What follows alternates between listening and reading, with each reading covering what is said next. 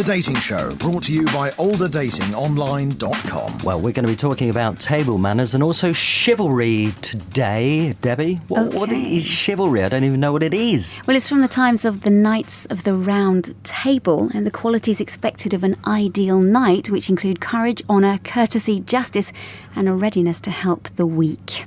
I have none of those qualities. I think you do, actually. What about table manners? Do you have good table manners? I think the big thing is mobile phones at the table, and I'm afraid I might be guilty of checking my phone at the table. Do you? Do you ever? I don't, actually. You don't? No, I would never. I've been out with a few people who have done that, and it's so annoying.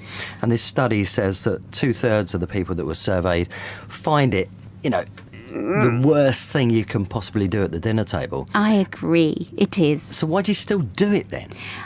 Do you know, I don't know, but if you go to a restaurant, you can see phones on the table everywhere, and people do check. They do. Particularly if you're on a date, you don't want to be doing that. You want to be concentrating on the person you're with, surely. Definitely. No, I agree. In that circumstance, no, you can't. You just can't do it. You have to be. So let's find out a little bit more about chivalry and also table manners and general sort of good social etiquette. We've got Diana Mather, who's an etiquette expert. I can't even say it. Etiquette expert and also an author. The Dating Show, brought to you by olderdatingonline.com. Is etiquette important? Whoa. Let's stop it there. What's that little squeaky sound? We've got a mouse in the room or something. Thank you so much. I did ask you to edit that little out, and I don't know why it's there. Well, I decided to keep it in, so let's hear it again and hear from Diana Mather. Is etiquette important? Yes, it is. I think it is. But a lot of people do get mixed up with etiquette and good manners.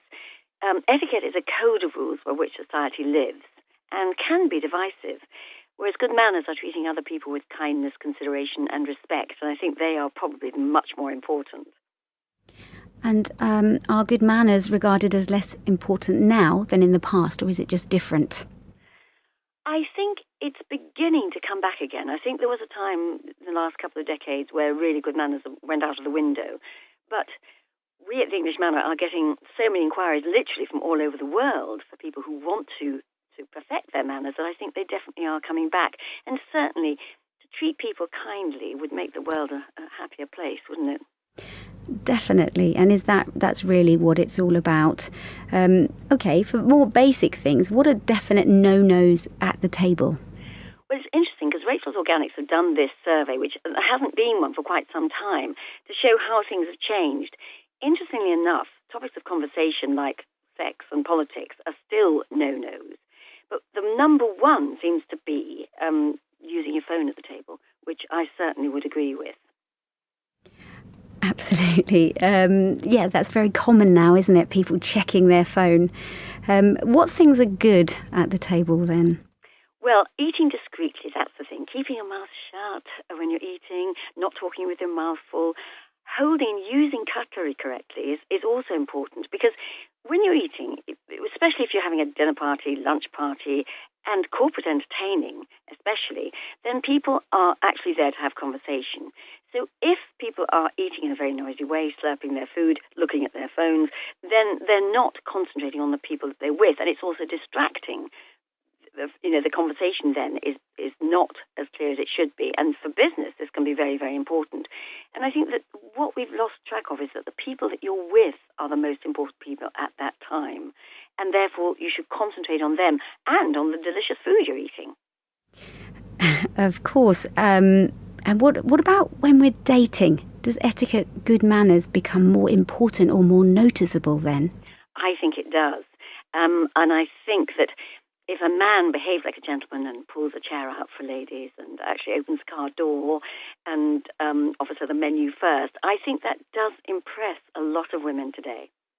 Can we relax more when we're in long-term relationships, or should we keep up our politeness and our sense of etiquette and correct behaviour? Well, we should really, because, I was in Nairobi last year working, and a couple came in, and they must have been married, because she spent the whole time on her phone during the whole meal. And the poor chap didn't say a word and just sort of carried on eating. Now, if they'd been on a date, I don't think she'd have done that. So I do think we should keep this respect. And it's one of the ways you can keep romance alive is to have a really nice dinner. If you don't go out, you can have a candlelit dinner at home with, delicious food. And that's where technology can help, because you can look up at recipes on your iPad, on your phone, actually even see videos to see how to make the stuff, which you couldn't do before. And companies like Rachel's, with their divine desserts, which I must say I never cook pudding, so for me that would be fantastic. I just think to make the meal more of an occasion keeps romance alive. Okay, and finally, can you define chivalry, and is it dead? It's on its way back. I'm hoping we're resuscitating it. We try and teach the men and women are different, and the difference should be celebrated. And I think, for men too bothered about women walking, on the inside of the pavement, as I say, opening a car door, I think it's appreciated by both sexes. So I'm hoping that chivalry isn't dead. What do you think about all that then, Debbie? I like that. I like the idea of a man pulling out the chair for you, opening the car door, because it's so rare now and it does make you feel special. But I think men sometimes worry that if I do that for you, it might be sort of, a bit patronising these days, and you might take it the wrong way. So we're in a difficult situation. I agree. It is a bit of a gamble, because I do know some women who would find that insulting. Yeah. And of course, we don't need it all the time, but on a date, that's a special occasion. And it's nice when someone is focused on you and doing those little gestures makes you feel special and that it is a special occasion. And is it sort of, things like cutlery, the way you use the cutlery, and you lift your glass, is that... I love all these gestures. Sorry, I'm trying to paint the picture here. Is that attractive if a man has, uses all those things in the correct way? Yes, it's really attractive. Again, it comes back to confidence, that a man knows where he's at, he knows what he's doing, he's very, very sophisticated. It's lovely. I like that. It makes me feel very good about it. Do you like a man who has a good taste in wine, and when the wine menu comes along, he sort of goes, "Oh, that's a good one."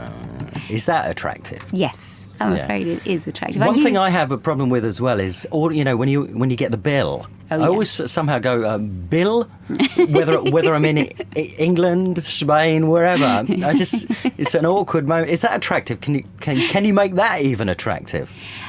Again, confidence. Again, it's practice, isn't it, Rod? You have to just feel it's okay and not feel awkward about it. Debbie, yes. One question here. Yes. Soup. Oh, yes. When you get soup as a starter? Yes.